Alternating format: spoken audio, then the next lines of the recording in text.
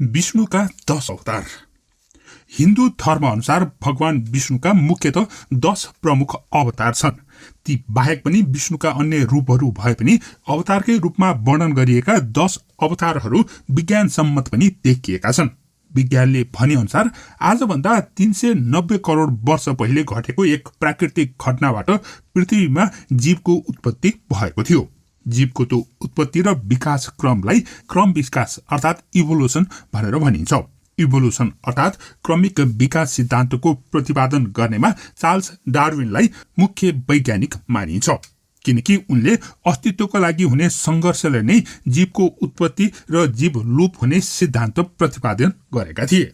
अर्बौं वर्ष अघि पानीमा पहिलो जीवको उत्पत्ति भएको थियो भने लामो समय पानीमा विकसित भएको जीवलाई पहिलो विष्णु अवतारको रूपमा मानिन्छ। जब कतिपय जीव पानी र जमिन दुवैमा बस्न सक्ने बने त्यसलाई एम्फिबियन जीवको प्रतिनिधित्वको रूपमा विष्णुको दोस्रो अवतार भनेर मानिन्छ। जमिनमा बस्न सक्ने जनावरहरू चिसो मन पराउने बँदेल अवतार विष्णुको तेस्रो अवतारको प्रतिनिधित्व मानिन्छ भने पूर्ण रूपमा विकसित भएको जनावर अवतारलाई सिंह अवतार अर्थात नरसिंह अवतार भनेर मानिन्छ। विष्णुको 5औं अवतारमा बल्ल मानव स्वरूपको पहिलो अवतार अर्थात वामपुड्के मानिसको रूपमा वामन अवतार भएको विश्वास गरिन्छ। यसरी जमिनमा बस्ने जनावरबाट कालान्तरमा बाँदर हुँदै मान्छे बनेको वैज्ञानिक तथ्य विष्णुका 10 वटा अवतारहरूले पुष्टि पनि गर्दछन्। यसरी वैदिक सनातन धर्म अनुसार विष्णुका 9 अवतार र 10औं कल्की अवतार अहिले भइ नसकेको तर भविष्यमा हुने अवतार भनेर पनि मानिन्छ। तर भौतिकवादी दृष्टिले अथवा वैज्ञानिक हिसाबले पनि यही विष्णुको अवतारलाई जीव विज्ञानको एक भाग भने पनि हुन्छ, किनकि जीव विज्ञानले पनि सुरुमा पृथ्वीमा भएको पानीमा नै पहिलो जीव उत्पन्न भएको भनेर पुष्टि गरेको छ। अनि पानीमा त्यो जीव पनि उत्पन्न हुनुभन्दा अघि संसारमा भगवान मात्रै थिए भन्ने विश्वासका आधारमा त्यस समयलाई सत्ययुग भनेर भनिएको हुन सक्छ। त्यस बेलामा जीवजन्तु नै थिएनन्, त्यसैले जीवजन्तुले एकअर्कालाई खाएर भोक मेट्नुपर्ने अवस्था नै थिएन। त्यसैले सत्ययुगमा कुनै पनि जीवजन्तु जन्य क्रियाकलाप हुँदैनथ्यो।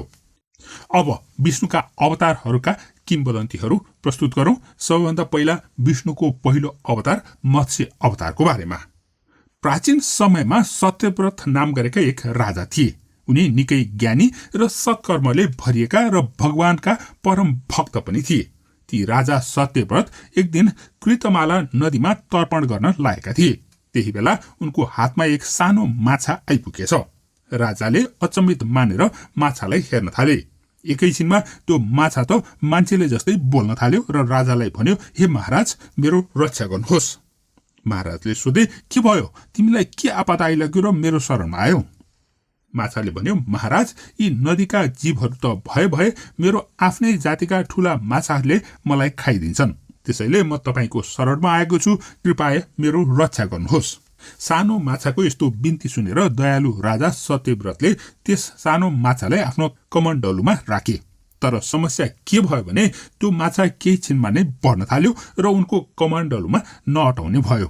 यो देखेर महाराज सत्यव्रतलाई चिन्ता भयो। उनले तुरुन्तै आफ्नो सहायकलाई एउटा ठूलो घैँटो ल्याउन अराए।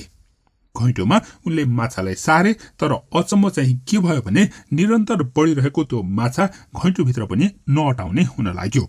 त्यसपछि महाराजले आफ्नो दरबार नजिकै एउटा तलाउ बनाउन लगाए।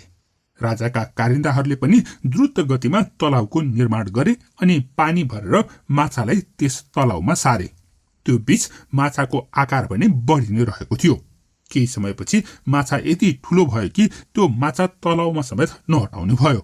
यस्तो भयंकर ठूलो माछा राख्नको लागि कुनै ठाउँ नभएपछि उनले त्यसलाई समुद्रमा छोडिदिने निधो गरे।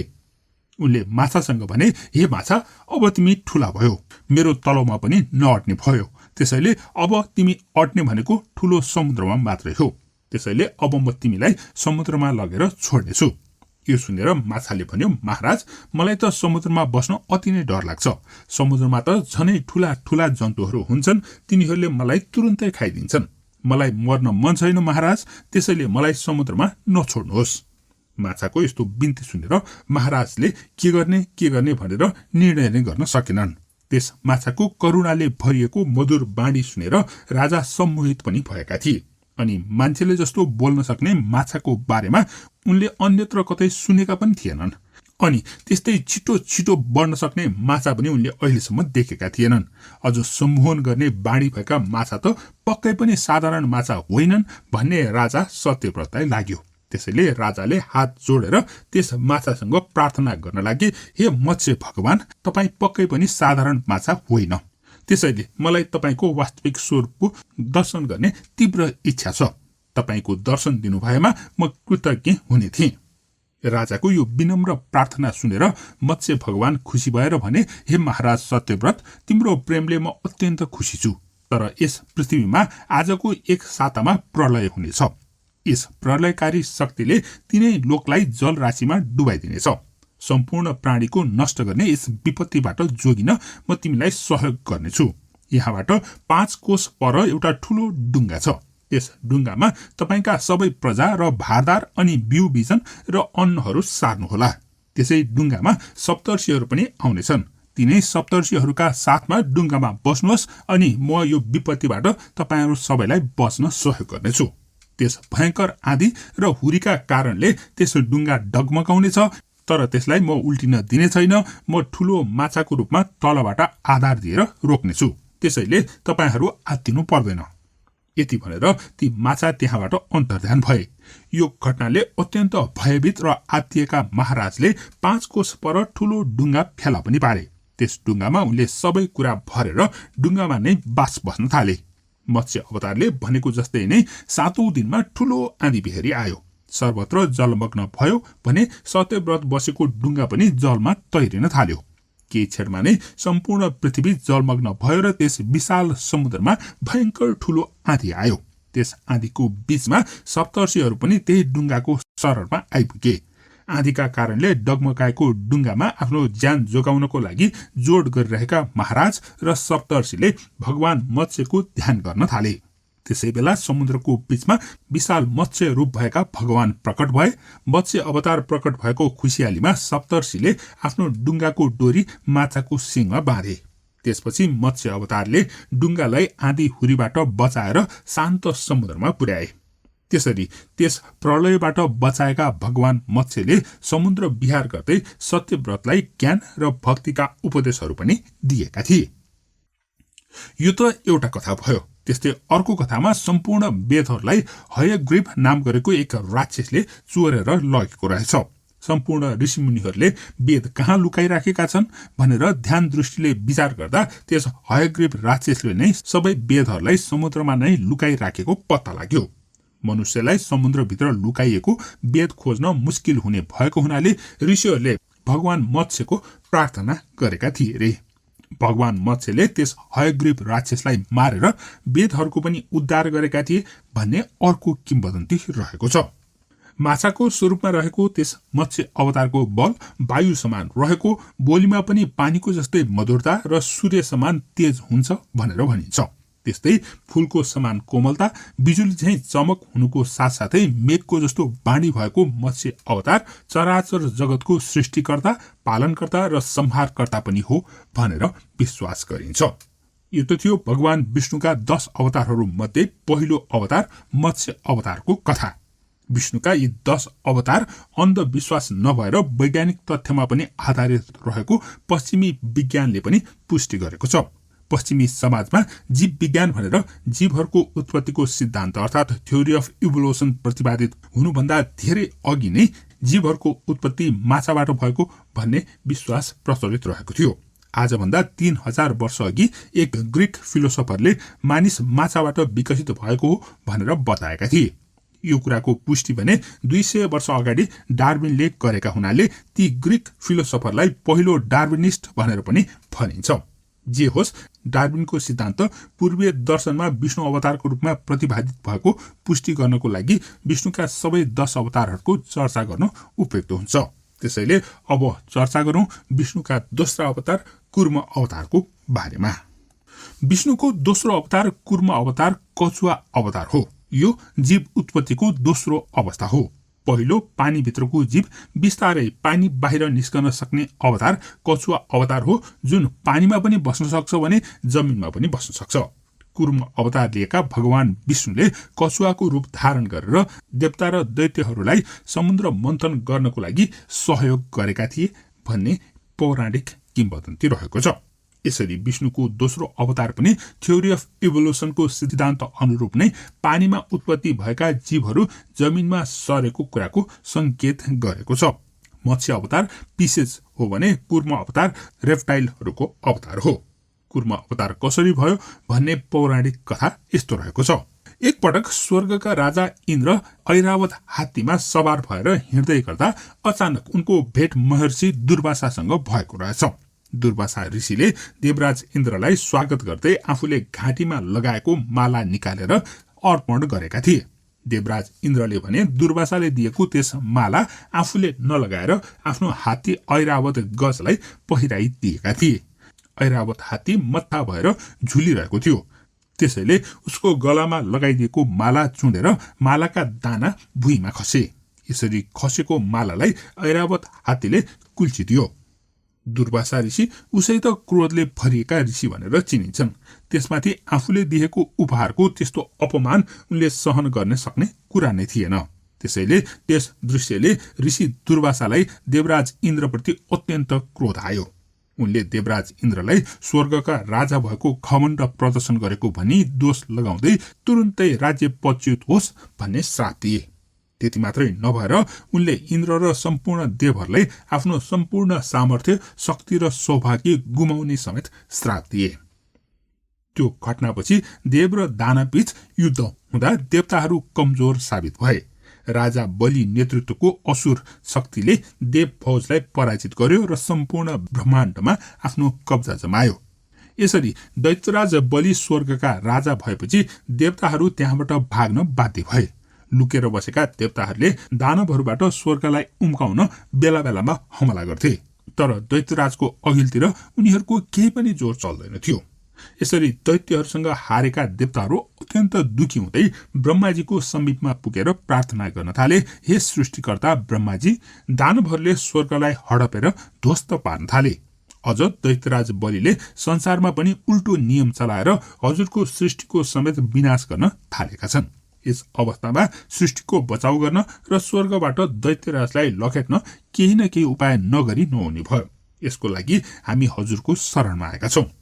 यो कुरा सुनेर ब्रह्माजीले भने, हे देवताहरू, मेरो काम सृजना गर्नु मात्रै हो। सृजनाको पालन र स्याहार गर्ने काम विष्णु भगवानको हो।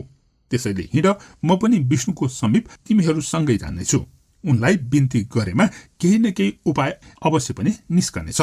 यसरी ब्रह्माजी सहित सकल देवताहरू भगवान विष्णुको वासस्थान वैकुण्ठ धाम गएर प्रार्थना गर्दै सबै वृत्तान्तहरू सुनाए। यो सुनेर भगवान विष्णुले भने, हे देवता हो, अहिले दैत्यहरू शक्तिशाली छन्। उनीहरूलाई बलले जित्ने कुनै सम्भावना देखिँदैन। जुन बेला बलले जित्न सकिँदैन त्यस बेलामा दिमाग लगाउनु पर्दछ। यो कुराले जिल्ल परेका देवताहरूलाई थप सम्झाउँदै विष्णुले भने, हे देवता हो, अब दानवहरूसँग कूटनीतिक ढंगले समस्या समाधान गर्नु पर्दछ। दानवहरूको शक्ति क्षीण गर्न र देवताहरूलाई शक्ति सञ्चय गर्ने एक उपाय देव र दानवहरू सँगै मिलेर शक्ति परीक्षणको अभ्यास गर्नु पनि हो। त्यसपछि विष्णुले समुद्र मन्थन गर्ने र त्यस मन्थनबाट प्राप्त अमृतले ऋषि दुर्वासाको श्रापको कारणले कमजोर भएका देवगण शक्तिशाली बन्ने उपाय सुझाए। यसका लागि समुद्र मन्थनबाट निस्कने अमृत देव र दानव दुवैले बाँडेर लिने भन्ने दानवहरूसँग सहमति गर्ने, तर त्यस क्रममा विष्णुले सो अमृत दानवहरूलाई नदिएर देवताहरूलाई मात्र प्रदान गर्ने उपाय गर्ने गुप्ती कुरा पनि सुनाए। यसरी समुद्र मन्थनको योजना बन्यो। त्यसपछि देवताहरू दैत्यराज बलि भएको ठाउँमा गएर भने, हे दैत्यराज, हामी एउटै बाबु कश्यप ऋषिका सन्तान हौं। केवल हाम्रै आमाहरू फरक भएको हुनाले हामी सौतेनी भाइ भयौं। हामीले अब आपसमा वैरभाव राख्न उचित छैन। हामीहरूले भगवान विष्णुको राय बमोजिम समुद्र मन्थन गर्नु पर्यो, जसबाट अमृत प्राप्ति हुनेछ। त्यो खाएर हामी कहिले नभर्ने हुन सक्नेछौं। त्यसको लागि हामीलाई भगवान विष्णुले पनि सहयोग गर्ने बाचा गर्नु भएको छ। यो सुनेर दैत्यराज बलि सहित सबै दानवहरू देवताहरूको योजनासँग सहमत भए। समुद्र मन्थनमा देवता र दानवहरू मिलेर बासुकी नागको नेति बनाउने र मन्दराञ्चल पर्वतको मदानी बनाएर क्षीर सागरलाई दही मती जस्तै गरेर मथ्ने योजना बनाए। वासुकी नाग पनि नेति बन्नको लागि सहमत भए अनि सबै मिलेर मन्दराञ्चल पर्वतलाई उठाएर क्षीर सागरमा लगियो। योजना अनुरूप नै मन्दराञ्चल पर्वतलाई तयारी गर्दै गर्दा मन्दराञ्चल पर्वत समुद्रको गहिराईमा डुब्न लाग्यो। यो देखेर सम्पूर्ण देव र दानवहरूले विष्णुलाई आह्वान गर्दै अब के गरेर पर्वतलाई एक ठाउँमा स्थिर राख्ने भनेर प्रश्न गरे। त्यसपछि भगवान विष्णुले कछुवाको रूप धारण गरेर सो पर्वतलाई आफ्नो पीठमा अड्काइदिए। कछुवा स्वरूप विष्णु अवतार नै विष्णुको 10 अवतार मध्येको दोस्रो अवतार अर्थात् कुर्म अवतार भनेर मानिन्छ। समुद्र मन्थन गर्न नेति भनेको वासुकी नागको टाउकोपट्टि एउटा समूहले तान्नु पर्ने थियो भने पुच्छारपट्टि अर्को समूहले तान्नु पर्ने थियो। दानवहरू आफैले नागको टाउकोपट्टिको भाग समाउन माग गरे भने भगवान विष्णुले सो कुराको स्वीकृति दिँदै देवताहरूलाई पुच्छरतिरको भाग समाउन सुझाव दिए। खासमा दानवहरूले पुच्छारपट्टि समाउँदा आफ्नो अपमान हुने भन्ने ठानेर उनीहरूले टाउकोपट्टि समाउनको लागि माग गरेका थिए। तर यो कुराले देवताहरूलाई फाइदा नै भयो, किनकि वासुकी नागले श्वास फेर्दा निस्कने विषालु बाष्पबाट दैत्यहरू संक्रमित हुन पुगे भने देवताहरूलाई त्यस्तो केही खराब असर भएन। समुद्र मन्थनबाट अमृतको उत्पत्ति गर्ने प्रयत्न गर्दै गर्दा अमृतको उत्पत्ति हुनुभन्दा अघि अत्यन्त विषाक्त कालकुट विष पनि उत्पन्न भएको थियो। विषालु कालकुट विषले समुद्र मन्थनमा लागेका देव र दानवहरूलाई जलाउन थाल्यो। त्यति मात्रै नभएर सारा संसार नै ध्वस्त पार्ने सम्मको खतरा बढ्यो। कालकुट विष फैलिँदै गएपछि निकै आत्तिएका देव दानवहरूले यो कुराको समाधानको लागि विष्णुलाई अनुरोध गरे। तर विष्णुले पनि यसको उपाय नदेखेपछि देव दानवले शिव भगवानको आराधना गर्न थाले। त्यही बेलामा नारद मुनि कैलाश पुगेर शिवलाई कालकुट विष उत्पन्न भएको हुनाले संसार नै ध्वस्त हुन लागेको बारेमा बिन्ती बिसाए। नारदको कुरा सुनेर पार्वतीले पनि शिवलाई कालकुट विषबाट संसारको रक्षा गर्न अनुरोध गरिन्। यसरी सारा देव र दानवको सन्देश ल्याएका नारद मुनि र आफ्नी पार्वतीको पनि पुकार सुनेर शिव समुद्र मन्थन भएको स्थानमा पुगेर त्यहाँ उत्पन्न भएको कालकुट विषलाई आफ्नो अञ्जुलीमा लिए र त्यसलाई स्वाट्टै पिइदिए। त्यसरी शिवजीले जगत कल्याणको लागि कालकुट विष पिएपछि सो विषको प्रभावले शिवको घाँटी नै निलो हुन थाल्यो। सो विषले अत्यन्त पीडा भोगेका शिवलाई त्यसै बेलादेखि नीलकण्ठ भनेर भन्न थालिएको हो। यो विषको पीडा शान्त गर्नको लागि शिवले गरेको प्रयत्न र यस क्रममा गोसाईकुण्ड बनेको र त्रिशुली नदी उत्पन्न भएको छुट्टै कथा रहेको छ। समुद्र मन्थनबाट धनकी देवी लक्ष्मी, कामधेनु, रम्बा नाम गरेकी अप्सरा, उच्च श्रवा घोडा, भगवान विष्णुको गलामा पहिरिएको कुस्तुभ मणि, पारिजातको कल्पवृक्ष आदि 13 रत्न पनि उत्पन्न भएपछि बल्ल अमृतको उत्पत्ति भएको थियो। त्यस्तै समुद्र मन्थनको समयमा भगवान विष्णुले 3वटा रूप धारण गरेका थिए। एउटा कुर्म अवतार भइहाल्यो, अर्को धन्वन्तरी रूप र तेस्रो मोहिनी रूप। यो थियो कुर्म अवतारको कथा। अब विष्णुको धन्वन्तरी अवतारको बारेमा छोटो चर्चा गरौं। समुद्र मन्थनको क्रममा अमृतको घडा हातमा लिएर भगवान विष्णु आफै धन्वन्तरीको रूप धारण गरेर प्रकट भएका थिए। हेर्दा शान्त स्वभावका र अमृत भएको कलश हातमा लिएका धन्वन्तरीलाई पछि देवताहरूले आफ्नो वैद्य बनाएका थिए। हिन्दू धर्मशास्त्रका अनुसार भगवान धन्वन्तरी आयुर्वेदका ज्ञाता मानिन्छन्। अमृत देखेर दानवहरूले पहिला धन्वन्तरीको हातबाट सो अमृत खोसेका थिए। फेरि दानवहरू एक आपसमै अमृत कलश खोसाखोस गर्न थालेका थिए भने देवताहरू हेरिरहेका थिए। देवताहरू समुद्र मथेर थाकिसकेको हुनाले उनीहरूको केही चलेन। न त उनीहरूले दानवसँग अमृत माग्न सके न त खोस्न नै। पछि धन्वन्तरीले अमृतको कलश लिएर अन्तर्धान भएका थिए। त्यस्तै विष्णुले अर्को अवतार पनि लिएका थिए मोहनी रूपको। अमृत कलशहरूमा दैत्यहरूले कब्जा जमाएको देखेर भगवान विष्णुले एक सुन्दर नारीको स्वरूप लिएर त्यहाँ उपस्थित भएका थिए। दैत्यहरू त्यस मोहनी रूपलाई देखेर अत्यन्त मोहित भए। दैत्यहरूले तिनै मोहनीलाई आफ्नो कब्जामा रहेको अमृत दैत्यहरूको समूहमा बाँडिदिन भनेर आग्रह गरे। मोहिनीले देवता र दानव दुवै समूहको परिश्रमबाट प्राप्त भएको अमृत हुनाले अमृत दैत्य समूहमा मात्रै बाँड्न नहुने भनेर बताइन्। उनको स्वरूपबाट मोहित भएका दैत्यहरूले दुवै समूहमा अमृत बाँड्नको लागि सहमति दिए। त्यसपछि मोहिनीले एकतर्फ दैत्य समूह र अर्कोतर्फ देवता समूह बसालेर आफ्नो लीलाले अमृतको घडा सँगसँगै मदिराको घडा जोडेर देवताहरूलाई अमृत र दैत्यहरूलाई मदिरा दिन थालिन्। त्यसै बेलामा चन्द्रमा र सूर्यदेवको बीचमा राहु नाम गरेको एक राक्षस बसेको थियो। मोहिनीले चन्द्रमालाई दिन लागेको अमृत त्यस राहुले खोसेर खाइदियो। यसरी राहुले अमृत चोरेर खाएको देखेर विष्णुले मोहिनी रूप छोडेर आफ्नो तरबारले राहुको टाउको काटिदिएका थिए।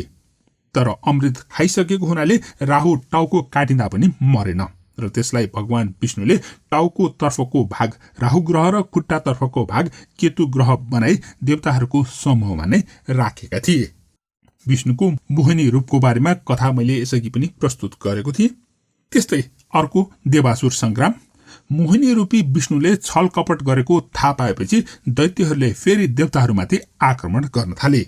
त्यसपछि देव र दानवहरू बीच भयंकर संग्राम मचियो, जसलाई देवासुर युद्ध पनि भनिन्छ। त्यसबेला देवराज इन्द्रपुत्र जयन्तले अमृत कलशको रक्षाको जिम्मा लिएका थिए। युद्ध पूरा 12 वर्षसम्म चलेको थियो। जयन्तले अमृत कलशलाई 12 वर्षसम्म 4 अलग अलग ठाउँमा राखेका थिए।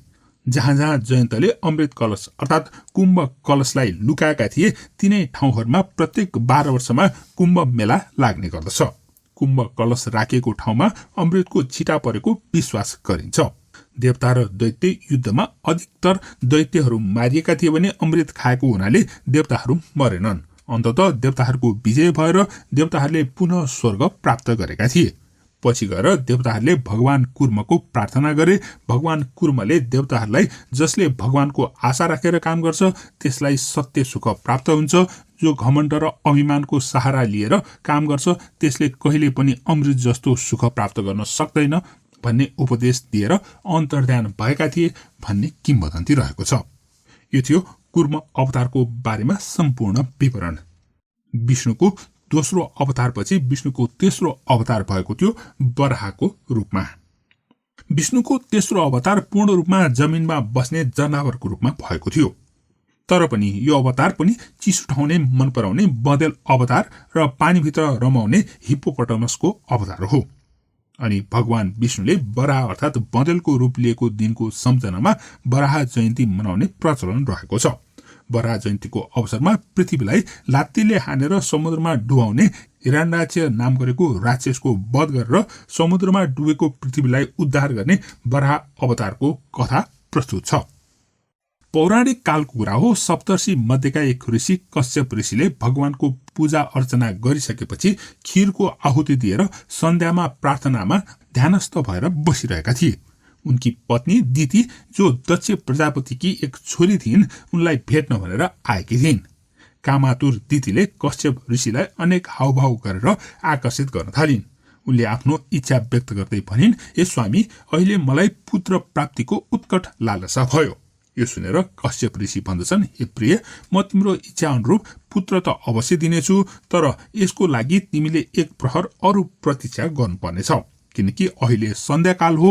यो सूर्यास्तको समयमा शिव शंकर भूतनाथ अवतारमा आफ्ना भूत प्रेत तथा यक्षगणको साथ साँडेमा सवार भएर घुम्न निस्कने समय हो। यस्तो बेलामा काम क्रीडा गर्नु उचित हुँदैन, अनि यो समय सन्तानोत्पत्तिको लागि उचित समय पनि होइन। तर दितिले भने उनको पतिको कुरा सुनिनन्। काम वासनाले कामातुर रहेकी दितिले भूतनाथ त आफ्नै भिनाजु हुन् भन्दै त्यसले केही फरक पर्दैन भन्दै कश्यप ऋषिलाई अनेक प्रकारले विवश पार्ने प्रयत्न गर्न थालिन्। दितिको यो जिद्दीको अगाडि केही गर्न नसकेका कश्यप ऋषिले सोचे यो नै दैवी इच्छा रहेछ। त्यसपछि कश्यपले दितिको इच्छा पूरा गरेर उनलाई शान्त पारे। त्यसपछि कश्यप ऋषिले सन्ध्या स्नान गर्न गए अनि त्यसपछि बल्ल गर्भवती भएकी दितिलाई आफ्नो गल्तीको महसुस भयो। नकाम गरेको भन्ने डरले आत्तिएकी दितिले भिनाजु शिवजीलाई प्रार्थना गर्दै भनिन्, हे भूतनाथ, मेरो अपराधको क्षमा गरिदिनुहोस्। सन्ध्या स्नानबाट फर्किँदा दितिको यस्तो अवस्था देखेर कश्यप ऋषिले भने, हे दिति, तिमीले मैले भनेको कुरा मानिनौ। काम वासनाले तिमीलाई अन्धो बनायो, अब त्यसको फल त भोग्नै पर्छ। कश्यप पत्नी दिति गर्भवती भएको कुरा चारैतिर फैलियो। तर अचम्म चाहिँ के भयो भने गर्भ रहेको 3 वर्षसम्म पनि दितिको बच्चा भने जन्मिँदै जन्मिएन। यो देखेर अचम्मित भएका अन्य ऋषिहरूले यो के अनिष्ट भयो भनेर छलफल गर्न थाले। उनीहरूले सबै देवताहरूलाई पनि आह्वान गरेर दितिको गर्भ 3 वर्षसम्म पनि किन जन्मिएन भनेर सोधखोज गर्न थाले। तर कसैले पनि यस्तो अनौठो कुराको कारण पत्ता लगाउन सकेनन्। त्यसपछि सबै देवताहरू र ऋषिहरू जम्मा भएर ब्रह्माजीसँग भेटेर यसको कारण सोध्न गए। ब्रह्माजीले सबै कुरा सुनेपछि आफ्नो योग दृष्टि लगाएर यो कुराको निरीक्षण गरेपछि भने, हे देवहरू, हे ऋषिहरू, दितिको गर्भमा 2 जना बालकहरू छन्। उनीहरूको जन्म शुभ नहुने भएको हुनाले जन्म र अलमल भएको हो। उनको गर्भमा भयंकर अमंगलकारी र अदम पुत्रहरू रहेका छन्, जसले निरपराध प्राणीहरूको अत्याचार गर्ने र कष्ट दिनेछन्। उनीहरूले साधु र स्त्रीहरूलाई सताउनुको साथै धर्मको पनि नाश गर्ने प्रयत्न गर्नेछन्। ब्रह्माको यो अनौठो कुरा सुनेर सबै देव ऋषिहरू चिन्तित भए र आफ्नो धाममा फर्किए। यसको केही दिनपछि दिति गर्भवती भइन् र ब्रह्माले भने जस्तै उनका 2 जना बालकहरू जन्मिए। ती बालकहरूको नाम हिरण्यराक्ष र हिरण्यकशिपु भन्ने नाम राखियो। ती बालकहरू बालकै छँदादेखि नै स्वर्ग मर्त्य तीनै लोकमा उपद्रव मचाउन थालेका थिए। दितिको जेठा छोरा हिरण्यराक्ष हुर्केपछि एक महाबली असुर भयो। हिरण्यराक्षले ब्रह्माजीको कठोर तपस्या गरेर ब्रह्माजीलाई खुसी पारेपछि आफू सधैँ अमर रहन पाउने वरदान माग्यो। तर ब्रह्माजीले कुनै पनि प्राणी जन्मिएपछि अवश्य मर्नुपर्छ, यो प्राकृतिक नियमको खिलाफमा अमरताको वरदान दिन नसकिने बताए। अमर हुने बाहेक अरू जुनसुकै वरदान मागे पनि दिने पनि उनले बाचा गरे। तर हिरण्यराक्षले पनि आफूलाई अमरता नै चाहिने, त्यस बाहेक अरू केही पनि नचाहिने बताए। यसरी अमरताकै ढिठ गरेको हिरण्यराक्षको चित्त बुझाउनकै लागि ब्रह्माजीले जनावर बाहेक मनुष्य, देवता, यक्ष, किन्नर आदि कसैको हातबाट पनि उनको मृत्यु नहुने वरदान दिए। हिरण्यराक्षले सोच्यो, मनुष्य, देवता, यक्ष, किन्नरको केही सिप नलाग्ने भएपछि जनावर त के हो र भन्ने सोचेर ब्रह्मासँग अर्को माग गर्यो, मेरो मृत्यु त्यस्तो जनावरबाट होस् जो आमाको कोखबाट पैदा नभएको होस्। त्यसपछि ब्रह्माजीले तथास्तु भनेर वरदान दिए अनि त्यहाँबाट अन्तर्ध्यान भए। ब्रह्माको यस्तो वरदान पाएर हिरण्यराक्षले जताततै उत्पात मचाउन थाल्यो। खासमा हिरण्यराक्षलाई जनावरहरूसँगबाट मात्रै बस्नु थियो। जनावरहरू पृथ्वीलोकमा मात्रै हुने हुनाले उसले ती जनावरहरूबाट छुटकारा पाउने एउटा उपाय सोच्यो। सबै जनावरहरू त पृथ्वीमा मात्रै छन्, यो पृथ्वीलाई नै पानीमा डुबाइदिन्छु, त्यसपछि जनावर पनि सबै सखाप हुनेछन्, त्यसपछि त आफू सधैँ जीवित हुन पाउनेछु। यस्तो कुटिल कुरा सोचेर हिरण्यराक्षले एक दिन पृथ्वीलाई लात्तीले हानेर पाताल पुर्याइदिए। त्यसपछि त पृथ्वी पुरै जलमग्न भयो। यस्तो अवस्था देखेर सबै देवताहरू अति नै चिन्तित भएर भगवान विष्णुको आराधना गर्न थाले। त्यसै बेला ब्रह्माजीको नाकबाट भगवान विष्णु बदल रूप लिएर अवतरित भए। उनले हिरण्यराक्ष असुर मारेर भूमिलाई आफ्नो दाँतले उठाई पूर्ववत गरे। बराह भगवानले नै श्राद्ध पद्धति चलाएको कुरा पनि हिन्दू ग्रन्थहरूमा लेखिएको छ। यसरी पृथ्वीको उद्धार गर्ने बराह अवतारको ठूलो महिमा गाउने गरिन्छ। अनि हिरण्यराक्षको मृत्युपछि उनका भाइ हिरण्यकशिपु असुरहरूको राजा बनेका थिए। हिरण्यकशिपुले पनि त्यस्तै गरेर निकै कठोर तपस्या गरेर अमरत्वको वरदान मागेको थियो। हिरण्यराक्षलाई जस्तै हिरण्यकशिपुको पनि संहार गर्नको लागि विष्णुले नरसिंह अवतार लिनु परेको थियो। यसरी भगवान विष्णुको तेस्रो अवतारसम्म मानिसको जस्तो स्वरूप देखिँदैन भने विष्णुको चौथो अवतारबाट बल्ल मानिसको लक्षण देखिन थालेको छ। चौथो नरसिंह अवतारमा पनि पशुकै स्वरूप छ, किनकि टाउको पशु अर्थात् सिंहको छ भने शरीरका केही भाग मनुष्यको पनि छ। पश्चिमी सिद्धान्तसँग भिडाउन खोज्दा यो नै बाँदर बन्नुभन्दा अघिको समयको हुनुपर्छ। नरसिंह अवतारको बारेमा कथा म प्रस्तुत गर्दैछु। असुर राजा हिरण्यराक्ष अति नै क्रूर र पापी थिए। उनको पापको र क्रूरताको श्रृङ्खलाले सीमा नागेपछि भगवान विष्णुले बराह अवतार धारण गरेर जन्म लिएका थिए र तिनै बराह अवतार रूपी विष्णुले राजा हिरण्यराक्षको वध गरेका थिए। आफ्ना दाजु हिरण्यराक्षलाई भगवान विष्णुले बराह अवतार लिएर वध गरेकोमा उनका भाइ हिरण्यकशिपु अति नै क्रोधित भए। उनले त्यसरी मार्नेसँग बदला लिन भनेर भगवान महादेवको घोर तपस्या गरे। लामो तपस्या र ध्यानपछि महादेव प्रसन्न भएर उनको सामु प्रकट भएर वरदान माग्न भने। हिरण्यकश्यपले भगवान महादेवसँग अमर हुने वरदान मागे। तर महादेवले भने त्यस्तो वरदान दिन नसक्ने भन्दै भने, हे हिरण्यकश्यपु, अमर हुने वरदान त स्वयं सृष्टिकर्ता ब्रह्माले पनि दिन सक्दैनन्। त्यसैले तिमीले यस्तो असम्भव वरदानको सट्टा सम्भव हुने जुनसुकै वरदान मागे पनि म दिनेछु। त्यसपछि एकछिन सोचेर हिरण्यकश्यपले एउटा युक्ति लगाउँदै अर्को वरदान माग्यो। उसले भन्यो, हे महादेव, हे सदाशिव, मेरो इच्छा छ न म भित्र मरू न म बाहिर मरू, न म भूमिमा मरू न आकाशमा, न त जलमा नै मरू, न अस्त्रले मरू न शस्त्रले मरू, न त मनुष्यको हातले मरू न त पशुद्वारा मरू। यस्तो वरदान बक्सियोस्। हिरण्यकश्यपको यो चातुर्यपूर्ण माग सुनेर शिवजीले मनमा नै मुस्कुराउँदै तथास्तु भनेर त्यहाँबाट अन्तर्धान भए। यस्तो अलौकिक वरदान पाएपछि हिरण्यकश्यपको भुइँमा खुट्टा थिएन। ऊ आफू त अब अजर अमर नै बने भन्ने सोच्न थाल्यो। आफूले आफूलाई नै भगवान घोषणा गरेर सबैमाथि शासन चलाउन थाल्यो। उसको अत्याचार, अन्याय र पापका श्रृङ्खला यति बढ्न थाल्यो कि चारैतिर त्राहिमाम मच्चिन थाल्यो। ब्रह्माण्ड पुराणका अनुसार उनले 10,72,80,000 वर्ष राज्य गरेका थिए। त्यस समयमा उनले आफूले आफूलाई नै देवता घोषित गरे अनि कसैलाई पनि भगवान विष्णुको पूजा नगर्नु भन्ने आदेश दिए। उनको राज्यमा सबैले उनकै मात्र पूजा गर्नुपर्ने भयो। अरू देवी देवताहरूको पूजा गर्न पनि वर्जित भयो। अनि त्यस अघिको कुरा, जुन बेला हिरण्यकशिपु देवताहरूको विरुद्ध शक्ति एकत्रित गर्न भनेर भगवान शिवको तपस्या गरिरहेका थिए, त्यही बेला देवताहरूले उनको निवासमा आक्रमण गरेका रहेछन्। त्यस अवसरमा नारद मुनिले हिरण्यकशिपुकी पत्नी कयदुलाई बचाएका रहेछन्।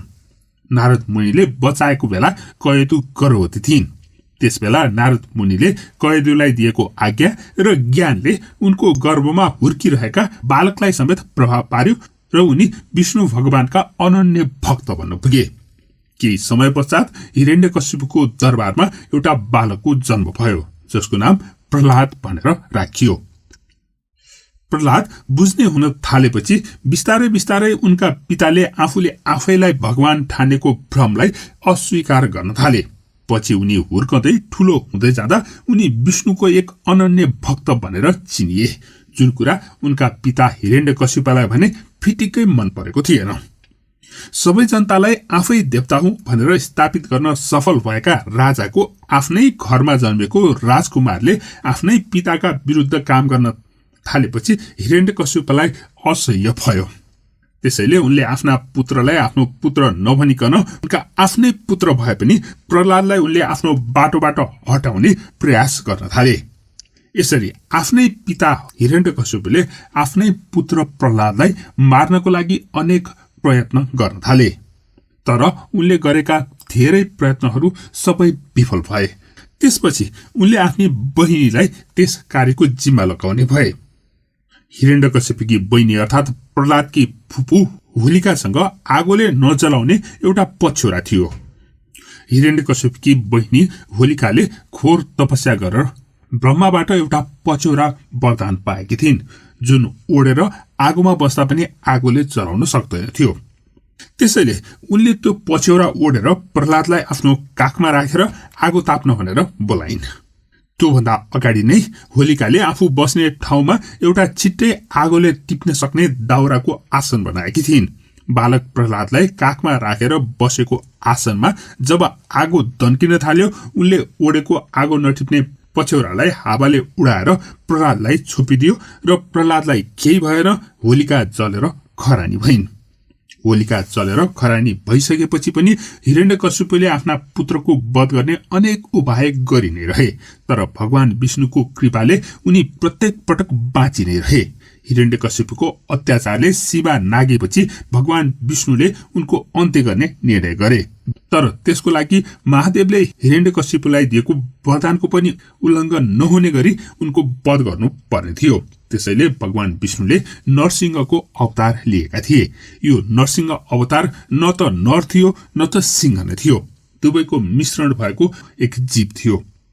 मानव, देव वा जनावर कसैले पनि मार्न नसक्ने हिरण्यकश्यपलाई मार्नको लागि बनेको नरसिंह अवतार न त मानव थियो न त देव वा कुनै जनावर, यी कुनै पनि थिएन ऊ।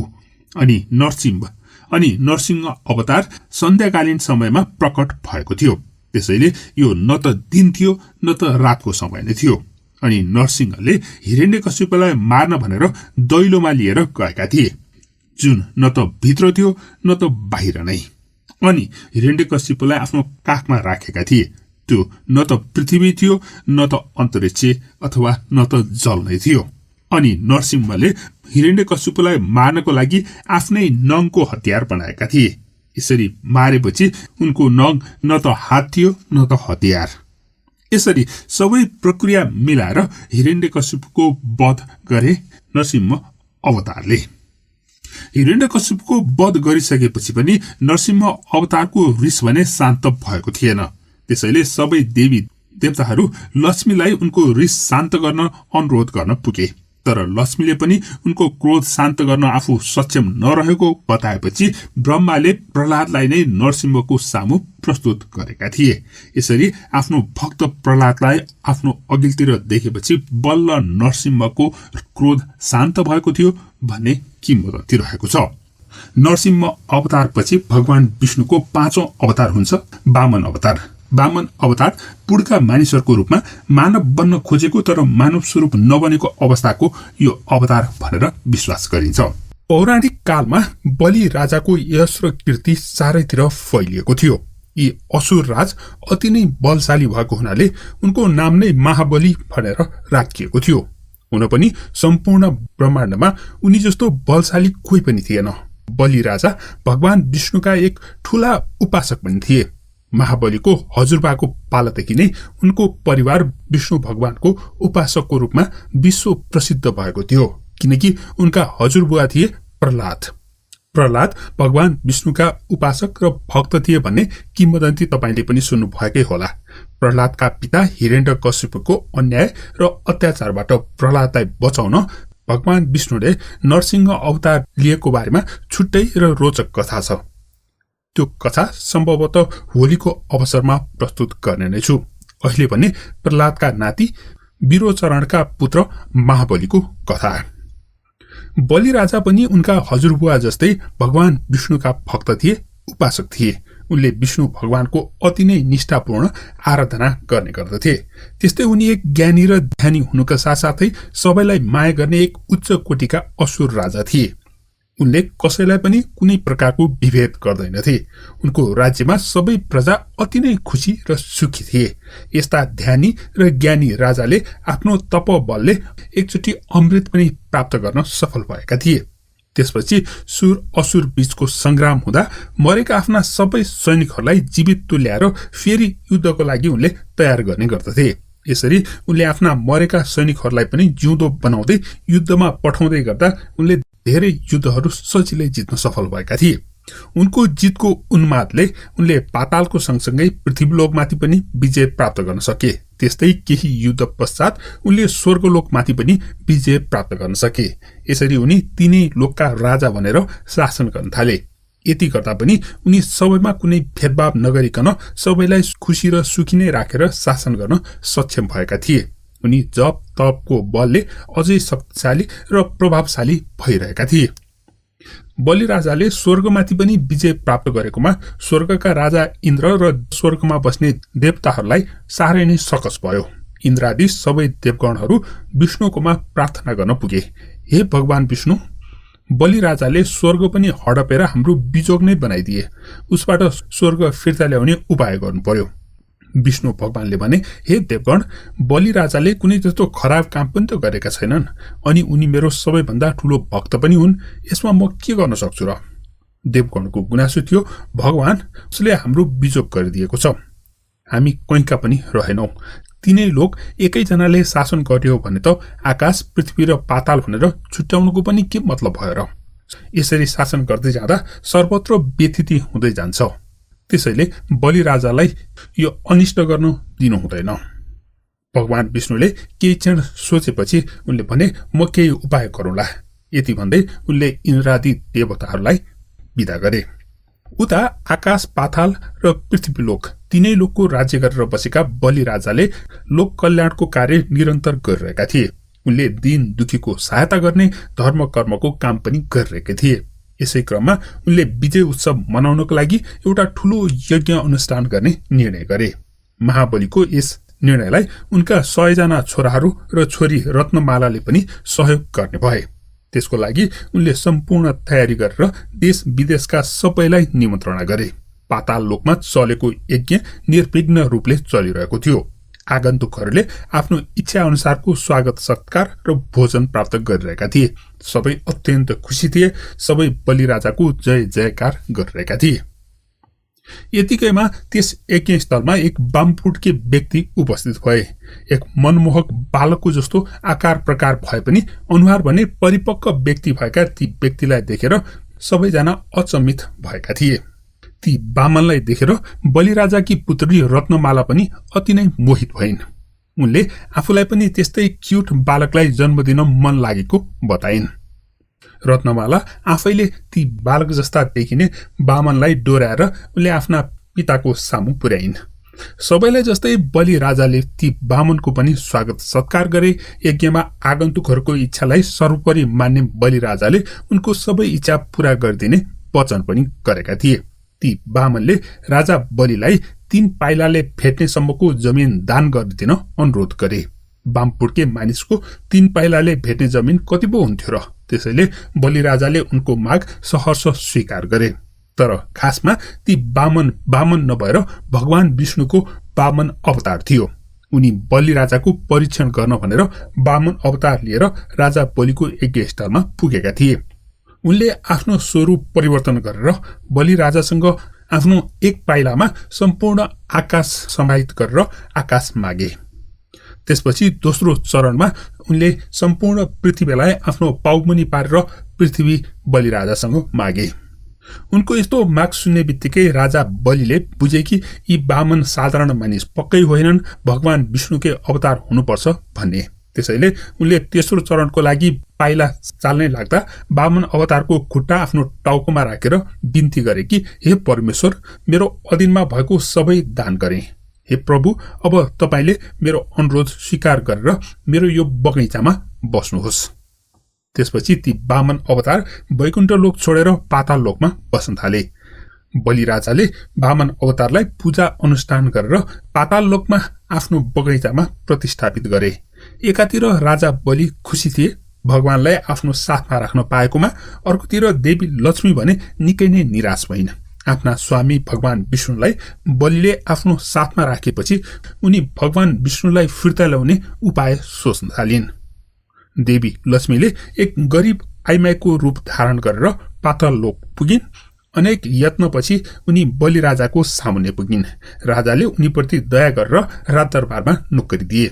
ती गरिब महिला आफ्नो कार्यकुशलता र लगनशीलताको बलले राजदरबारमा सबैले उनलाई उच्च सम्मान र प्रेम गर्न थाले।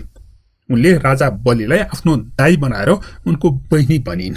दरबारमा दाईको उनले हर सम्भव माया र सम्मान गरेर सेवा शुश्रूषा गर्ने गर्थिन्।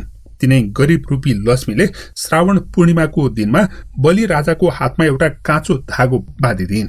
लक्ष्मीले बाँधिदिएको त्यस धागोले उनलाई सबै प्रकारका खराब कुराहरूबाट मुक्ति दियो। सबै प्रकारका खराब आचरणहरूबाट पर राखेर उनको सदा रक्षा गरिरहने भयो। यस्तो रक्षा कवच लगाइदिएकोमा खुसी हुँदै उनले बहिनीलाई भने, हे बहिनी, यो रक्षा कवच लगाइदिएर मेरो कल्याण गरेको हुनाले भन, तिमी जे माग्छौ म तिमीलाई त्यही दिन तयार छु। त्यसपछि देवी लक्ष्मीले उनको वास्तविक स्वरूपमा आएर भनिन्, हे महाराजा, भगवान विष्णुको वामन अवतारलाई तपाईले पातालमा प्रतिस्थापित गरेर राखेपछि म वैकुण्ठमा एक्ली भएकी थिएँ। हे दाजु, कृपा गरेर मलाई वामन अवतार भएका विष्णु दान दिनुहोस्। ती गरिब महिलाको सत्यता थाहा पाएपछि राजा बलिले वाचा गरे अनुसार नै विष्णुलाई देवी लक्ष्मीको जिम्मा लगाइदिए। त्यहाँबाट जाँदै गर्दा भगवान विष्णुले राजा बलिलाई वाचा गरेका थिए कि उनी वामन अवतारको रूपमा हरेक वर्षको 4 महिना पाताल लोकमा नै बस्न जानेछन्। भगवान विष्णु पाताल लोकमा बस्ने यो चतुर्मास देवशयनी एकादशीबाट सुरु भएर देवउठनी एकादशीमा सकिन्छ भनेर विश्वास गरिन्छ। अनि यसरी पौराणिक कालदेखि नै सुरु भएको रक्षाबन्धनको प्रचलन अहिलेसम्म पनि चलि नै रहेको छ। पापबाट बचाउने धर्मको बन्धन, रक्षाको बन्धन, रक्षाबन्धन गर्दा तिनै बलिराजाको नामको मन्त्र पढ्ने चलन रहेको छ। येनबद्धो बलिराजा दानवेन्द्रो महाबल तेन त्वाम प्रतिबद्ध नामी रक्षे माचल माचल। यो मन्त्रको अर्थ हुन्छ, दानवीर महाबली राजा जेले बाँधिएका थिए, तिमीलाई पनि त्यही रक्षासूत्रले बाँधिदिएको छु। हे रक्षासूत्र, तिमी चलायमान नभएर स्थिर भएर रहनु। त्यसपछि भगवान विष्णुको 6औं अवतार परशुराम अवतारको रूपमा जन्म हुन्छ। परशुराम अवतारको चर्चा त्रेता युगको रामायणदेखि महाभारत कालको द्वापर युगसम्म पनि हुनु एउटा अनौठो कुरा छ। यसलाई पश्चिमी मानव विकासको सिद्धान्तसँग अचेरेस तुलना गर्न भने मिल्दैन। तर परशुराम हात हतियारको युगको प्रतीक हो भनेर भन्न मिल्छ, किनकि उनले धनुष काँडको प्रयोग गर्थे र वनचोरो बोकेर हिँड्ने उनी प्रथम मानव अवतार हुन्। प्रस्तुत छ परशुराम ऋषि को हुन् भन्ने बारेमा निकै नै चाखलाग्दो पौराणिक कथा। ऋषि परशुराम भृगु वंशका जमदग्नि र राजा प्रसेनजितकी छोरी रेणुकाका सन्तानका रूपमा जन्मेका थिए। क्षेत्रीय आमा र ब्राह्मण पिताबाट जन्मेका परशुरामको खास नाम राम मात्रै थियो। उनलाई विष्णुको एक अवतार पनि मानिन्छ। शिवको ठूलो भक्त रहेका रामलाई शिवले एक विशेष परशु अर्थात वनचोरो प्रदान गरेका थिए। त्यही परशु उनले सधैँ बोकेर हिँड्ने भएको हुनाले परशु बोक्ने राम भन्दै उनको नाम परशुराम रहन गएको हो। परशुराम क्षेत्रीयहरूप्रति अति नै क्रोधित रहने गर्दथे र उनको क्रोधका कारण उनले क्षेत्रीयहरूलाई 21 पटकसम्म विनाश गरेका थिए भन्ने किम्वदन्ती रहेको छ। खासमा क्षेत्रीयहरूले शासन गर्ने र शक्ति आफ्नो हातमा लिने भएको हुनाले उनीहरूको अहंकारपूर्ण दमनबाट विश्वलाई मुक्ति दिलाउनका लागि विष्णुका 10 अवतारहरूमध्ये परशुरामको रूपमा 6औं अवतार भएको पनि मानिन्छ। अरू त अरू, उनले आफ्नै आमाको पनि हत्या गरेका थिए। शुक्राचार्य, बृहस्पति, ब्रह्माजी र शिवजीबाट धनुर्विद्या सिकेका परशुरामले पछि द्रोणाचार्यलाई अस्त्र शस्त्र विद्या सिकाएका थिए। अब परशुरामको मातृवध कथा। परशुरामकी माता रेणुका एक दिन कलश लिएर जल भर्नको लागि आश्रम नजिकै नदीमा गएकी थिइन्। त्यस नदीमा त्यस दिन गन्धर्व चित्ररथ अप्सराहरूका साथमा जल क्रीडा गरिरहेका थिए। गन्धर्व चित्ररथलाई देख्दा रेणुका अति नै मोहित भइन्। यसरी रेणुकाले जल ल्याउन निकै नै विलम्ब गरिन्। उता जमदग्निको यज्ञको समय व्यतीत भयो। ढिलो गरेर आएकी रेणुकालाई देखेर अत्यन्त क्रोधित हुँदै जमदग्निले जल ल्याउन ढिलो हुनुको कारण सोधे। रेणुका केही बोल्न सकिनन्। उनको यस्तो मानसिक स्थिति देखेर पति जमदग्नि रिसले आगो भए। उनले आफ्ना छोराहरूतर्फ फर्केर आदेश दिए, यस्ती बेविचारिणी स्त्री बाँच्न लायक छैन, ल यसको तुरुन्तै वध गर्दै आऊ। आफ्नै पिताले छोराहरूलाई उनीहरूको आफ्नै आमालाई वध गर्न आदेश दिएका थिए। त्यसैले सबैले के गरौँ र कसो गरौँ भनेर दुविधामा परेर हेरिरहे। यतिकैमा परशुराम अगाडि सरेर भने, पिताको आज्ञा सिरो पर्छ। कुनै पनि छोराहरूले अघि नसरेको बेलामा परशुराम अघि सरेको देखेर जमदग्नि खुसी भए। परशुरामले पितासँग सोधे, पिताश्री, हजुरको आज्ञा सिरो पर्छ कि म आफ्नै माताको वध गरौँ? अवश्य पुत्र भन्दै जमदग्निले आज्ञा दिए लगत्तै परशुरामले निर्दयी तरिकाले आफ्नै वंशहरूले आफ्नै आमा रेणुकाको घाँटी काटिदिए। यसरी कुनै प्रश्न नगरी आफ्नो आदेश लगत्तै परशुरामले आफ्नै आमाको वधसम्म गर्न सकेको देख्दा उनका पिता प्रसन्न भएर भने, तिम्रो यो भक्ति देखेर मेरो मन प्रसन्न भएको छ। भन परशुराम, तिमीलाई के वरदान चाहिन्छ? परशुरामले विनम्रतापूर्वक बिन्ती गरे, पिताश्री, मैले हजुरको वचन पूरा गरे। अब मलाई यी 4वटा वरदान दिनुहोस्। पहिलो, मेरी माता पुनर्जीवित होउन्। दोस्रो, उनलाई मरेको स्मृति नहोस्। तेस्रो, मेरा भाइहरू सबै चेतनायुक्त हुन्। र चौथो, म परम आयु हुँ। यसरी परशुरामले आफ्नी मरेकी आमालाई पुनर्जीवनको माग गरेर आफूले गरेको पापलाई उल्टाउने प्रयास गरे। पिता जमदग्निले पनि आफ्नो योग शक्तिले रेणुकालाई जीवित गराए। रेणुकालाई आफू मरेको कुनै स्मृति पनि रहेन र परशुरामका भाइहरू पनि चेतनशील बने। यसरी परशुराम माता पिताका सच्चा भक्त थिए भनेर भनिन्छ। तर जति भक्त भए पनि उनले आफ्नै आमाप्रति अत्याचार र मातृवध गरेका थिए। त्यसैले त्यसको प्रायश्चित्त गर्नु थियो। मातृवधको प्रायश्चित गर्नका लागि परशुराम तीर्थाटन गए। परशुराम तीर्थाटन गएको बेलामा एक दिन जमदग्निको आश्रममा शिकार खेल्दै हैहय क्षेत्री वंशका कार्तिकीय अर्जुन नाम गरेका एक राजा आफ्नो सेनासहित त्यहाँ आइपुगे। ऋषि जमदग्निले पनि उनीहरूको राम्रो स्वागत सत्कार गरे। राजा कार्तिक वीर्यका सेनाको स्वागतको लागि चाहिने सबै सामानहरू आश्रममा पालिएकी एक गाईबाट प्राप्त भएको थियो। जमदग्निको आश्रममा पालिएकी गाई थिइन् सुरभि। सुरभि कामधेनु गाईकी छोरी थिइन्। त्यसैले उनले जे कुरा मागे पनि त्यो कुरा प्रकट गरेर प्रदान गर्न सक्दथिन्। सुरभिको यस्तो चमत्कार देखेर राजा कार्तिक वीर्य निकै नै प्रभावित भए र उनलाई त्यस गाई प्राप्त गर्ने लोभ जाग्यो।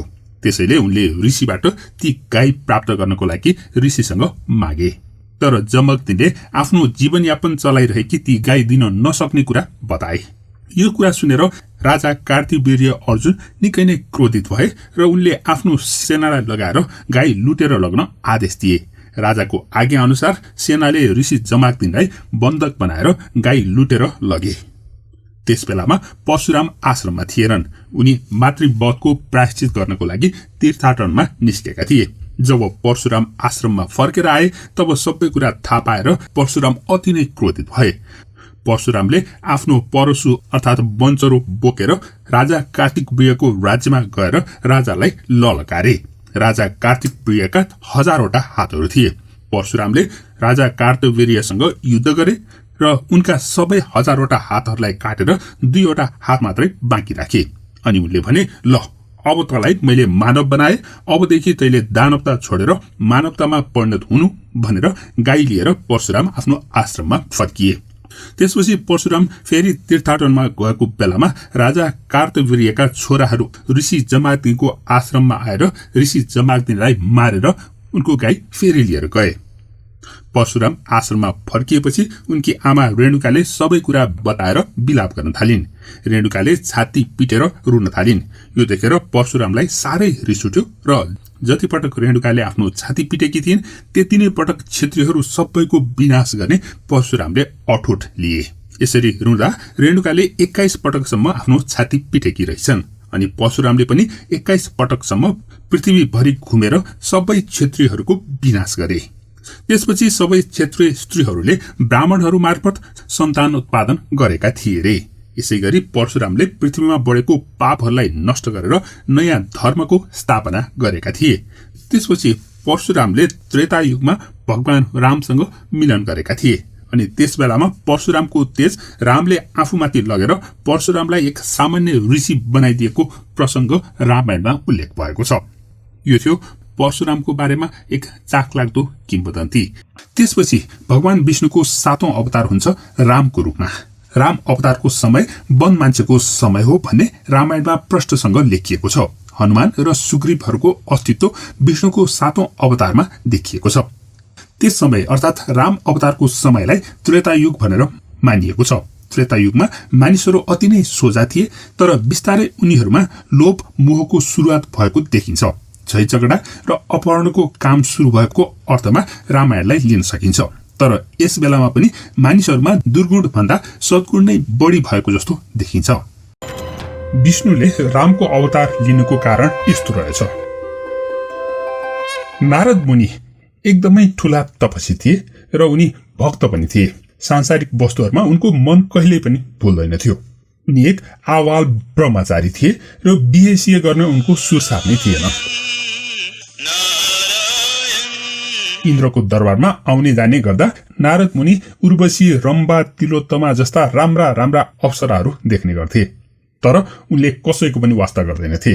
उनी वीणा बजाएर विष्णु भगवानको गुणगान गाउनु नै आफ्नो प्रमुख कर्तव्य ठान्दथे। कैयन पटक त इन्द्रलाई समेत नारदको तपस्या देखेर डर लाग्ने गर्दथ्यो। भगवानले नारदसँग खुसी भएर उनलाई नै इन्द्र बनाइदिने हुन् कि भन्ने इन्द्रमा डर थियो। यो डरले इन्द्र थर्कमान हुने गर्थे। त्यसैले नारदलाई माया मोहमा भुलाउन अनेक जुक्ति समेत गर्ने गर्दथे। तर उनको मनोकांक्षा कहिले पनि पूरा हुन सकेन, किनकि नारद कुनै मायामा भुल्दै भुलेन। त्यस कुराले नारदको मनमा घमण्ड पैदा भयो। उनी शिवजी कहाँ गएर इन्द्रले उनलाई भुलाउन नसकेको कुरा सुनाए। नारदको कुरा सुनेर शिव मनमा नै हाँसे। नारदलाई घमण्डले छोएछ भनेर उनले बुझे। अनि उनले मुसुक्क हाँसेर भने, मुनिराज, तिमीले मलाई सुनाएको कुरा भगवान विष्णुलाई चाहिँ नसुनाउनु है भनेर। त्यसबेला त नारदले केही पनि बोलेनन्, तर भित्रभित्रै शिवजीको कुरा उनलाई मन परेन। शिवजीलाई भनेको कुरा भगवान विष्णुलाई चाहिँ किन भन्न नहुने? यस्तो तर्क गर्दै नारद क्षीर सागरतिर लागे।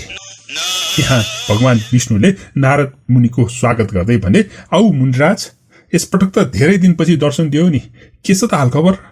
नारदले भने, बेसै छ भगवान। यसरी उनीहरू बीच कुराकानी सुरु भयो। कुरै कुरामा उनले आफ्नो पुरुषार्थको बयान गरिहाले। कसरी इन्द्रले उनलाई अल्मल्याउने जुक्ति गरेका थिए अनि कसरी उनी माया मोहजालमा फुलेनन् भन्ने आदि आदि कुराहरू उनले सुनाए। त्यो सुनेर विष्णुलाई चिन्ता लाग्यो, किनभने नारद उनका एकदमै प्यारा भक्त थिए। भगवान विष्णु आफ्ना भक्तहरूमा कुनै पनि किसिमको चोट देख्न चाहँदैनथे। त्यसैले उनले नारदको ओखती गर्ने सुरसार कसे। त्यसै कारणले उनले मनमा नै एउटा उपाय पनि निकाले। भलाकुसारी पछि नारद मुनि विष्णुसँग विदा भएर आफ्नो घर फर्के। अनि त्यही बेला विष्णुले आफ्नो माया जाल फैलाए। त्यस अनुसार नै नारद हिँड्ने बाटोमा एउटा ठूलो शहर बन्यो। त्यसमा शिलनिधि नाम गरेका एक राजा बने। उनकी एक बिछट्टै राम्रो रूप भएकी एक छोरी थिइन्।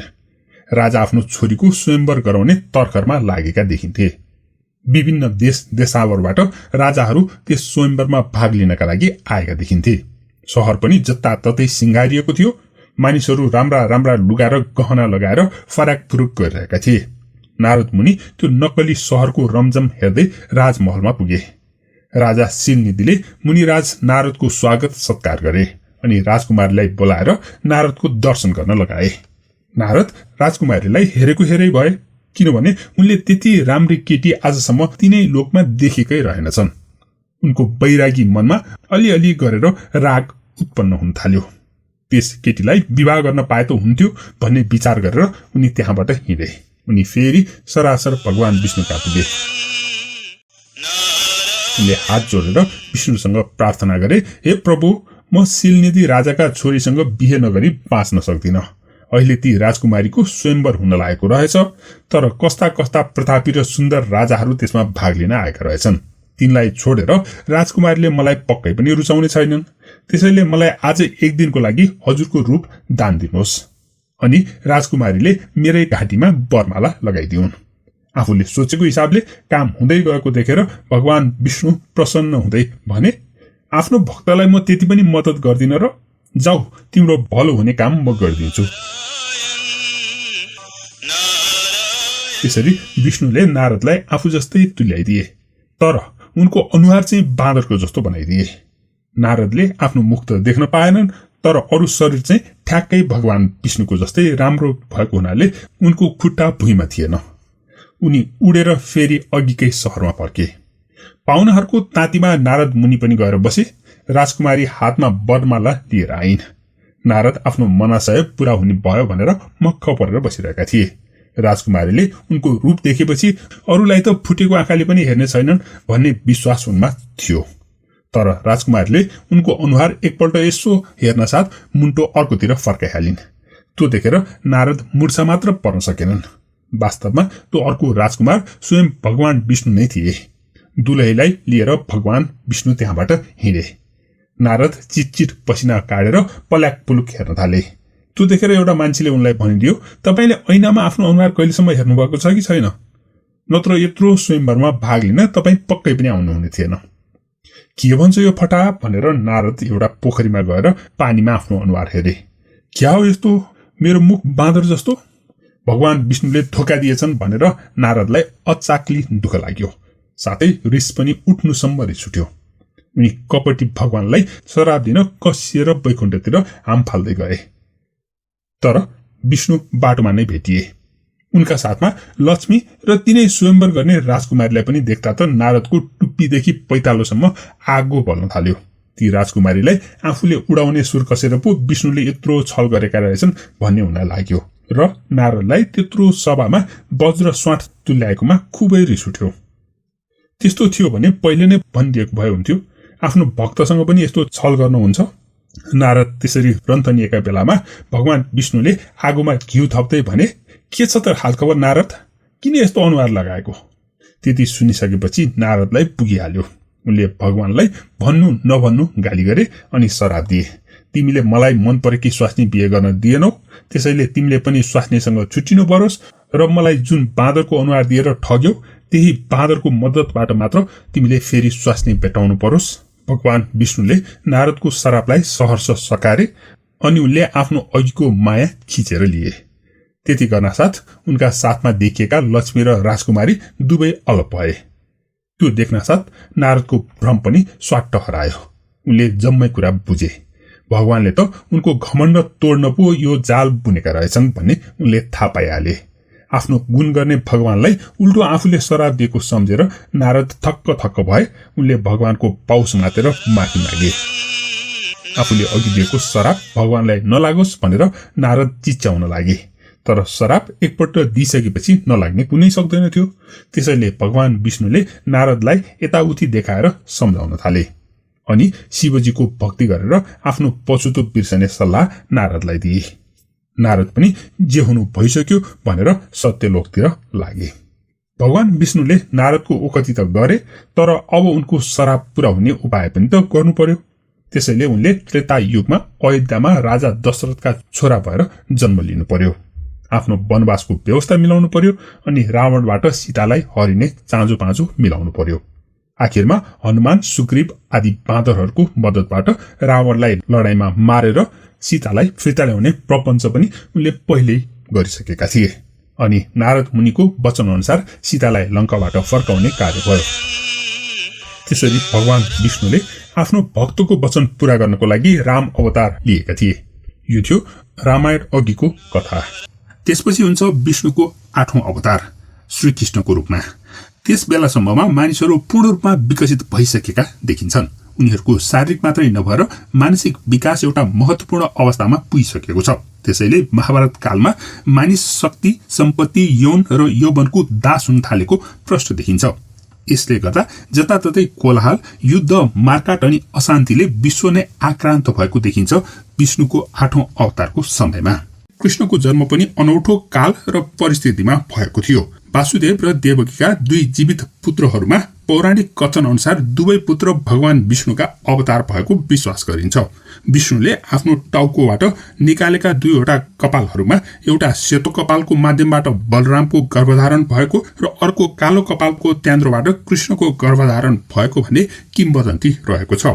कालो कपालबाट बनेको हुनाले कृष्णको वर्ण कालो भएको र सेतो कपालबाट बनेका बलरामको वर्ण सेतो रहेको भन्ने किम्वदन्ती रहेको छ।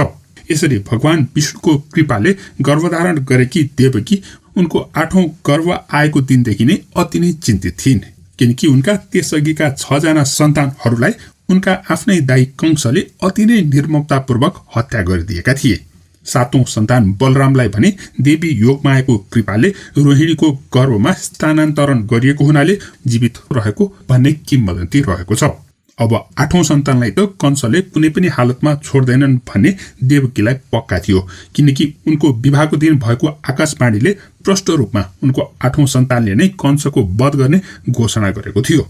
त्यसैले एक मनमा देवकीलाई आशा पनि थियो कतै कंसले यो 8औं सन्तानलाई त केही गर्न सक्दैन कि भन्ने, तर अर्कोतिर भने मनमा अति नै नकारात्मक र अति नै चिन्ता भरिएको डर थियो। तर जे भए पनि देवकी अर्को आफ्नो नाबालक पुत्रलाई पत्थरमाथि निर्दयी पाराले बचारेको अनि त्यस नाबालकको रगत छताछुल्लो भएको हेर्न सक्दिनन् भन्ने पक्का थियो। त्यो दृश्य सम्झँदा पनि देवकीलाई बेहोस हुन लागेको जस्तो अनुभव हुन्थ्यो। तर दैवको लीला ट्वाल्ल परेर हेर्न बाहेक उनी के पो गर्न सक्थिन् र? आफ्नै दाजुले कैद गरेर राखेकी देवकीको अवस्था नै त्यस्तै थियो। जति जति कृष्ण गर्भमा हुर्कदै जान्थे देवकीको मनको बेचैनी झनझन बढ्दै जान्थ्यो। उनले वासुदेवसँग भनिन्, हे स्वामी, मेरा 6 सन्तानको रगत पिएको यो पत्थर यहाँबाट हटाउन लगाइदिनुहोस् न, म यसको स्वरूप पनि हेर्न सक्दिनँ। वासुदेव आफै लाचार भएर भने, हे देवकी, धैर्य गर, तिम्रो गर्भमा भएको 8औं पुत्रले कंसको अवश्य पनि संहार गरिदिनेछ। देवकीले रुँदै आफ्नो पेट सुमसुम्याउँदै भनिन्, तर वासुदेव, कंसले बाँच्न दिए पो यसले संहार गर्ला, बिन्ती छ, म फेरि अर्को बाल हत्या हेर्न सक्दिनँ। उनी घोप्टो परेर घुवा रुन थालिन्।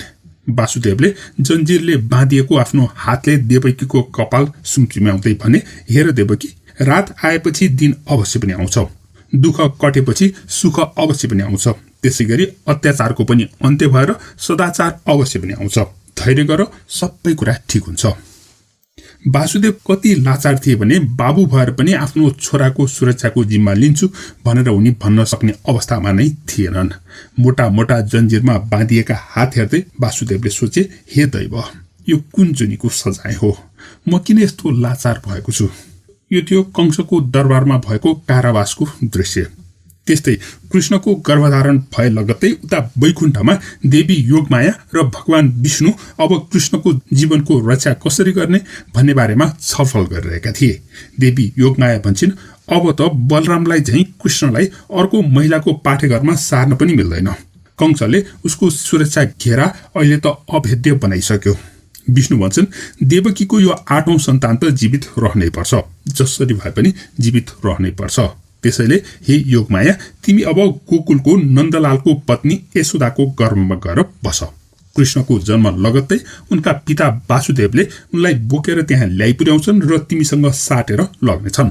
कंसले तिमीलाई देवकीको 8औं सन्तान भन्ने ठानेर मार्न खोजीमा पनि त्यस समयसम्ममा तिम्रो उद्देश्य पूरा भइसकेको हुनेछ।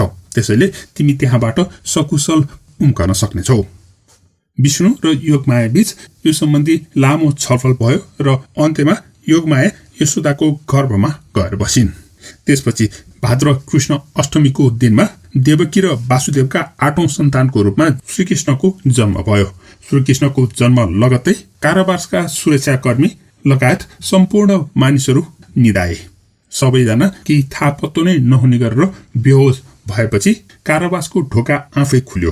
त्यसपछि वासुदेवले भर्खर जन्मेका कृष्णलाई बोकेर त्यहाँबाट बाहिर निस्के। उनी त्यहाँबाट हिँड्दै गर्दा यमुना नदीले पनि बाटो बनाइदिन् र घनघोर वर्षा भइरहेको बेलामा नागले छाताको रूपमा कृष्णमाथि पानी पर्नबाट बचाएका थिए। यसरी वासुदेव नन्दको घरमा जन्मेकी बालिकासँग कृष्णलाई साटेर कारावासमा फर्किन्छन्। उनी कारावासमा फर्किसकेपछि बल्ल कारावासको ढोका बन्द हुन्छ, सुरक्षाकर्मीहरू बिउजन्छन् र सबै कुराहरू पहिले जस्तै हुन्छ। देवकीको 8औं सन्तानको जन्म भएको थाहा हुने बित्तिकै कंस उसलाई मार्नको लागि जेल कोठामा आइपुग्छ। आइपुग्ने बित्तिकै उसले देवकीको हातबाट नवजात शिशुलाई खोसेर लिन्छ। देवकी भन्छन्, कंस दाजु, यो 8औं पुत्र होइन, यी त पुत्री हुन्, यिनले तपाईको कुनै हानि गर्दिनन्। कंसले जङ्गिँदै भन्यो, पुत्र होस् या पुत्री, यो 8औं सन्तानलाई म जिउँदो रहन दिन सक्दिन। त्यसपछि उसले त्यस बालिकालाई उचालेर ढुङ्गामा पछार्न लाग्दा ती नवजात बालिका उसको हातबाट फुत्केर आकाशमा उडिन्। उनले हाँस्दै भनिन्, मूर्ख कंस, हुने कुरालाई रोकेर रोकिँदैन। तलाई मार्ने देवकीका 8औं पुत्र जन्मिसकेका छन् र उनी सकुशल छन्। तेरो मृत्यु तिनै महापुरुषको हातबाट हुनेछ। यो पटक कंस ट्वाल्ल परेर हेरिरह्यो। यसबेला अट्टहास गर्ने पालो ती नवजात बालिकाको थियो। उनी हाँस्दै हाँस्दै हावामा नै गिलाइन्। आत्तिएको कंसको अनुहार कालो निलो भयो। त्यसपछि कंसले त्यस दिन जन्मेका सबै बालबालिकाहरूको वध गर्ने आदेश दियो। त्यस आदेश लगत्तै जताततै हाहाकार मचिन थाल्यो। कंसले कृष्णलाई मार्न भनेर अनेकन राक्षसहरू पठायो। कृष्णले कंसका ती सबै अत्याचार सहँदै सबै राक्षसहरूलाई पराजित गरिरहे। यो थियो भगवान कृष्णको जन्मको कथा। यस अशान्तिको बीचमा शान्तिको सन्देश छर्नको लागि भगवान विष्णुले आफ्नो 9औं अवतार लिएका हुन् बुद्धको रूपमा भन्ने विश्वास गरिन्छ।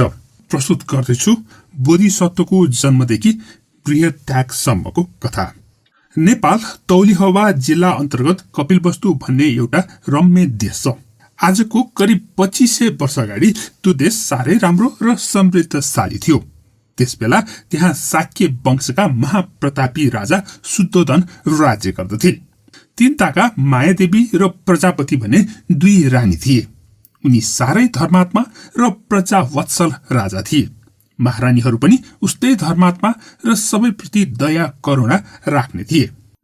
महामायाको गर्भधारण। वर्षेनी आषाढ महिनामा त्यो देशमा एउटा चाड पर्दथ्यो। देशका प्रजाहरू आफ्ना आफ्ना औकात अनुसार चाड मानि नाना प्रकारले रसरङ्गमा मग्न हुन्थे। मायादेवी पनि एक आषाढ पूर्णिमाको अगाडि 7 दिनसम्म सयौं नानी सुसारेहरूसहित नाना तरहको वस्त्र आभूषणले सुसज्जित भई फूलमाला लगाई मद्यपान बाहेक हरेक प्रकारका उत्तम भोजन गरी चाड मनाइरहेकी थिइन्। आषाढ पूर्णिमाको बिहान सबेरै जागा भई सुगन्ध जलले नुहाई रंगी चंगी पोसाक सबै छाडी खाली शुद्ध वस्त्र लगाई 1 लक्ष्य सुवर्ण दान गरी ब्राह्मण आदि दुखी दरिद्रहरूलाई दान दिई उपोषथाङ व्रत धारण गरी सिंगार पारि राखेको आफ्नो खोपीमा आराम गर्न गइन्। त्यसै बेला तिनलाई यस किसिमको सपना भयो। दिव्य देह भएका 4 जना देवताहरू आई रानी मायादेवीलाई पलङ समेत उचाली हिमालय पर्वततिर लग्दै रहेछ। त्यसैको मुनि 60 योजन लामो एउटा मनोशिला भन्ने आसन रहेछ। रानीलाई देवताहरूले त्यही मनोशिलामा राखे अनि देवकन्याहरू आई रानीलाई अनुतप्त नामक दहमा लगेर नुहाइदिए। त्यस दहमा नुहाइसकेपछि रानी मनुष्य गन्ध रहित भइन्। त्यसपछि रानीलाई दिव्य वस्त्रालंकारले सिंगारी दिव्य पुष्पमाला पहिराई नजिकैको चाँदीको पर्वतमा कनक विमानमा पूर्वतिर सिरासन भएको पलङमा शयन गराए। त्यसै समयमा तुसित देवलोकमा बस्ने श्वेतकेतु बोधिसत्व सेतो वर्षको हात्तीको रूप धारण गरी त्यही नजिकैको सुवर्ण पर्वतमा एकैछिन यताउति टहली तल झरेर फेरि त्यही चाँदीको पर्वतमा उक्ले। चाँदीको सिक्री जस्तो उज्जवल आफ्नो सुँडले परिशुद्ध श्वेत पद्म एउटा लिएर आफ्नो स्वभाव अनुसार गर्जन गरी कनक विमानभित्र पसेर मायादेवी आराम गरेको पलङलाई 3 पटक परिक्रमा गरी रानीको दाहिने काखी मुनिबाट पेटभित्र पसे। सपनादेखि डराएकी रानीले बिहान सबेरै महाराजा सुतोधनको सामु गएर सबै वृत्तान्त बताइन्। महाराजले तुरुन्तै 64 जना ब्राह्मणाचार्यलाई डाक्न पठाई सुवर्णका भाँडाहरूमा खीर राखी घिउ सक्खर मह आदि दान गरे। अनि पछि 1 जोर सेतो वस्त्र पनि दान गरी बितेको रातमा महारानीले सपना देखेको कुरा ब्राह्मणहरूको समक्ष राखे। ब्राह्मणहरूले राजामा यस प्रकार विन्ती गरे, महाराज, सपना साह्रै शुभ लक्षणको छ। महारानीको कोखमा एउटा ठूलै महापुरुषको जन्म हुनेछन्।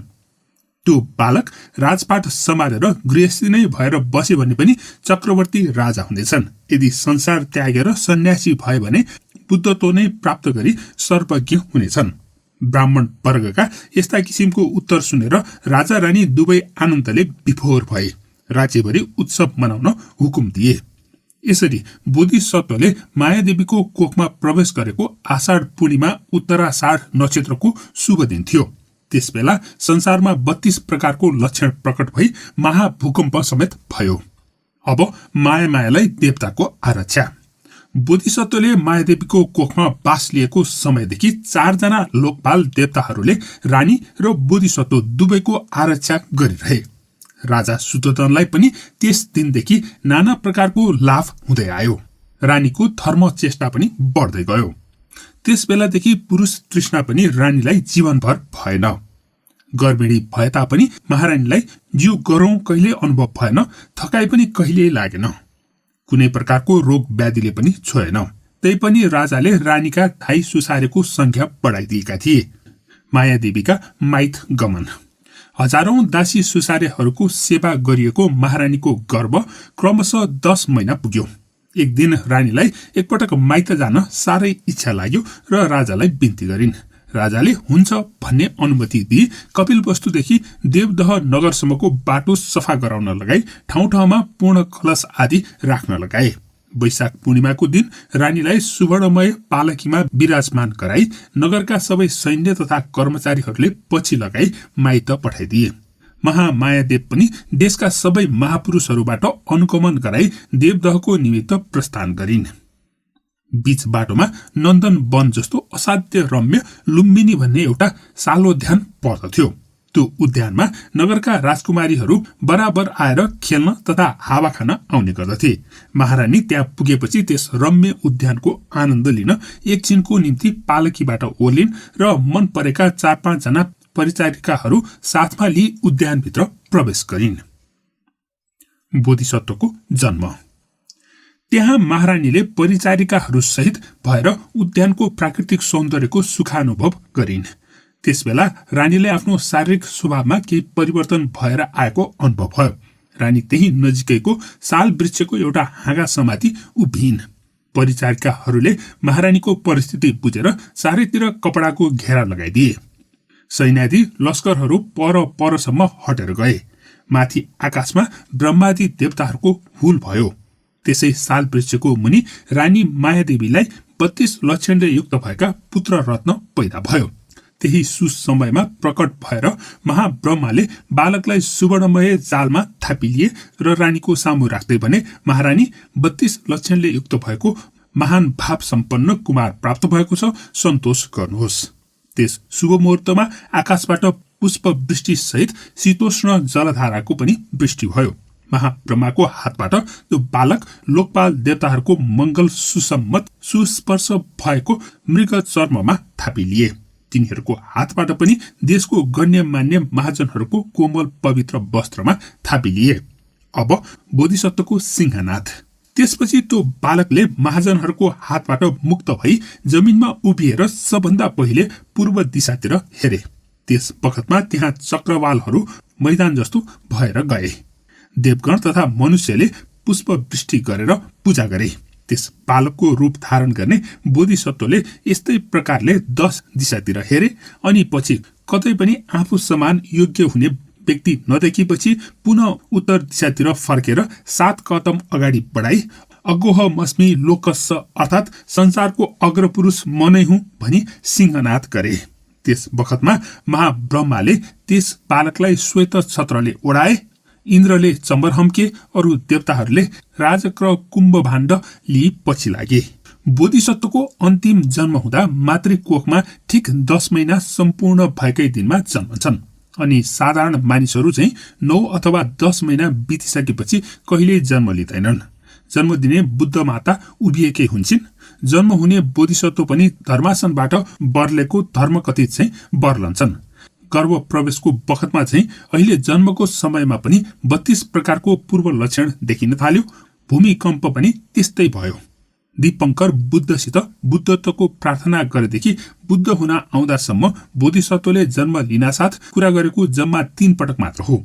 एक पटक महोसत पण्डित भएर जन्म लिन आउँदा, दोस्रो पटक विश्वन्तर राजकुमार भएर जन्म लिन आउँदा र यसपालि सिद्धार्थ कुमार भएर जन्म लिन आउँदा। सिद्धार्थ राजकुमार उत्पन्न भएकै दिन अरू 7 कुरा पनि उत्पन्न भए। तिनीहरू यिनै हुन्: यशोधरा देवी, छन्न सारथी, कालुदाई अमात्य, मंगल हात्ती, कन्थक घोडा, बोधि वृक्ष र धनले परिपूर्ण 4वटा खडा।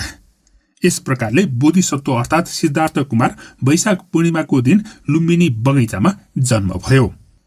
बोधिसत्वको जन्म भयो। अब उहाँले बोधि वृक्षको मुनि बसेर बुद्धत्व प्राप्त गर्नुहुनेछ भन्दै देवलोकमा देवताहरू पनि उत्सव मनाइरहेका थिए। त्यस बखतमा महाराजा शुद्धोधनको दरबारमा बराबर आवजावत गरिरहने अष्ट सभापति ध्यान प्राप्त गरेका अतीतका 40 र अनागतका 40 कल्पसम्म ध्यान दृष्टिले हेर्न सक्ने काल देवल गएर बिताउनु पर्यो भनी जाँदा त्यहाँ देवताहरू त्यस्तो उत्सवमा मग्न भएको देखेर त्यस उत्सवको कारण सोधे। देवताहरूले उत्तर दिए, मारिस, शुद्धोधनलाई 32 लक्षणले युक्त भएको पुत्र रत्न प्राप्त भएको छ। त्यस बालकले यस संसारमा धर्मचक्र प्रवर्तन गर्नेछ। अन्ततः बुद्ध लीला हेर्न पाइने भयो भनी यो हर्ष उत्सव गरिरहेका हौं।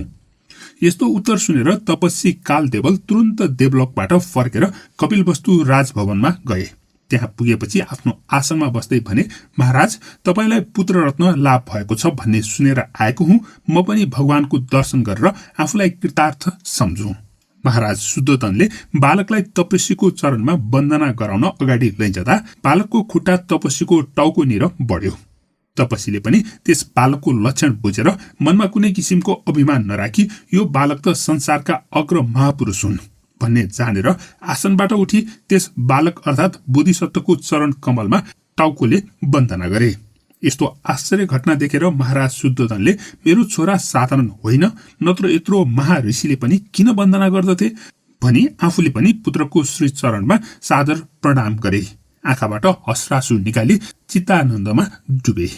महाराज शुद्धोधनको यो प्रथम बार पुत्र वन्दना थियो।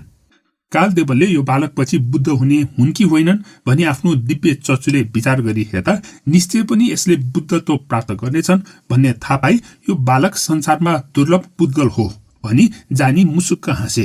फेरि त्यस्ता दुर्लभ महापुरुषको दर्शन प्राप्त हुने हो कि होइन भनी ध्यानले विचार गरी हेर्दा सयौं हजारौं बुद्धहरूले पनि बोध गराउन नसक्ने अरूप भवनमा आफू जन्म हुन जाने थाहा पाई अब मैले यो बालक बुद्ध हुने देख्न पाइने भएन भन्ने जानी गहभरि आँसु राखेर बसे। तपस्वीको अनुहार हेरेर बसेका राजाले मनमा त्रास उत्पन्न गरी सोधे, भो गुरु, आँखाभरि आँसु किन गर्नुभयो? राजकुमारलाई विघ्न बाधा उत्पन्न हुने कुनै डर छ कि? राजाको यस्तो प्रश्न सुनेर तपस्वीले भने, राजन, राजकुमारलाई कुनै किसिमको हानि हुने डर छैन। यो कुमार अवश्य पनि बुद्ध हुनेछन्। म अभागी रहेछु। यस कुमारले बुद्धत्व प्राप्त गर्नुभन्दा अगाडि म अरूप भवनमा जन्म लिन गइसक्नेछु। बुद्ध दर्शन मैले प्राप्त गर्न सक्ने भइन भन्ने आफ्नो दिव्य चक्षुले देखि साह्रै मनमा दुःख लागेर मात्रै आँखामा आँसु आएको हो। बुद्धको जन्मको समयमा कलियुगको सुरुवात भएको भनेर मानिन्छ।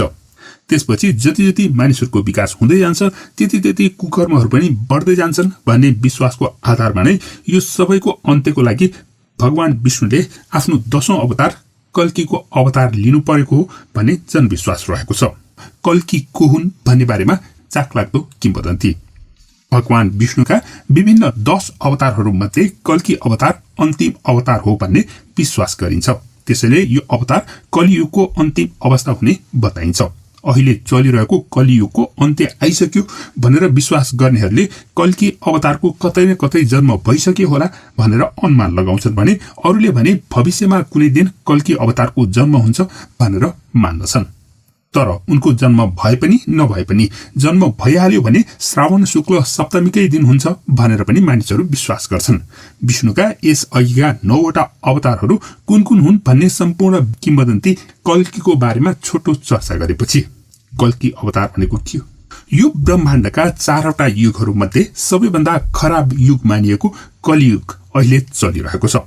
अहिलेको युगमा पनि अहिले भएका भन्दा पनि अझ धेरै खराबीहरू आगामी दिनमा हुन्छन् भन्ने धार्मिक विश्वास रहेको छ।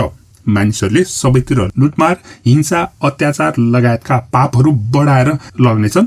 अनि परापूर्वकालमा भस्मासुर भन्ने थियो नि, जसले आफूलाई वरदान दिने महादेवकै टाउकोमा छोएर उनीलाई भस्म बनाउन खोजेको थियो।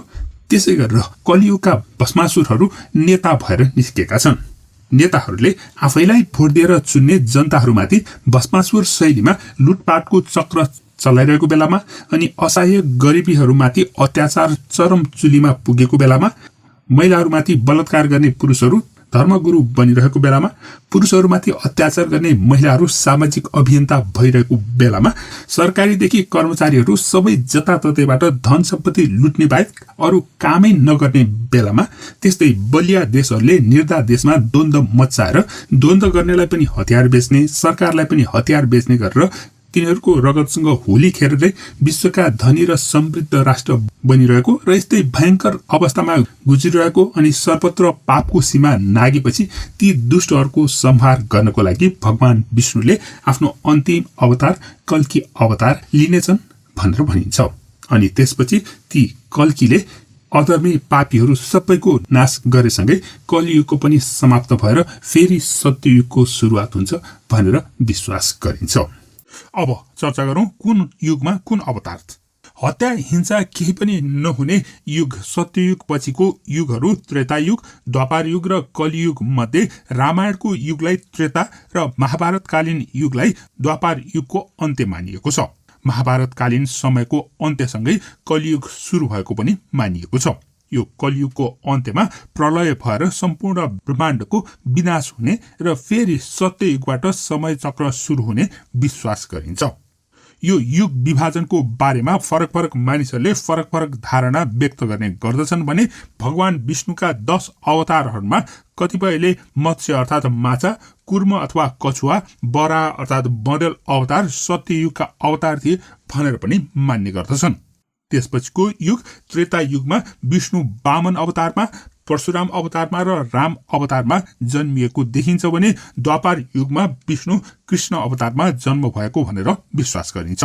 त्यसपछि आएको कलि युगमा बुद्धको जन्म भएपछि अन्तिम अवतार अर्थात कल्की अवतार हुन भने अझै पनि बाँकी रहेको जनविश्वास रहेको छ। जीव विज्ञानमा क्रम विकास कुनै पनि जीवको संख्याको एक पिँढीदेखि अर्को पिँढीसम्म पुग्दा जिनमा हुने परिवर्तनको कारणले अझ विकसित हुँदै जाने हो। तर यसरी हेर्दा कुनै एक पिँढीमा देखिएको यो परिवर्तन धेरै नै सानो हुन्छ, त्यसलाई प्रत्यक्ष देख्न वा भोग्न मुस्किल हुन्छ। तर धेरै पिँढी बितिसकेपछि त्यो परिवर्तन अलि टड्कारो रूपमा देखिन सक्छ, किनकि प्रत्येक पिँढीमा यो परिवर्तन सञ्चित हुन सक्छ र समयको साथसाथै त्यस्तो परिवर्तन विकसित वा लोप हुँदै पनि जान सक्दछ। यस्तो परिवर्तनबाट पुच्छर हुने बाँदरबाट पुच्छर मेटिएको मानव बनेको हो भनेर विश्वास गरिन्छ। यही कुरा विष्णु अवतारले पनि प्रष्ट पारेको छ। यो थियो भगवान विष्णुका 10 अवतारहरूको किंवदन्ती। यो किंवदन्ती तपाईलाई कस्तो लाग्यो कृपया कमेन्ट गर्नुहोला। धन्यवाद।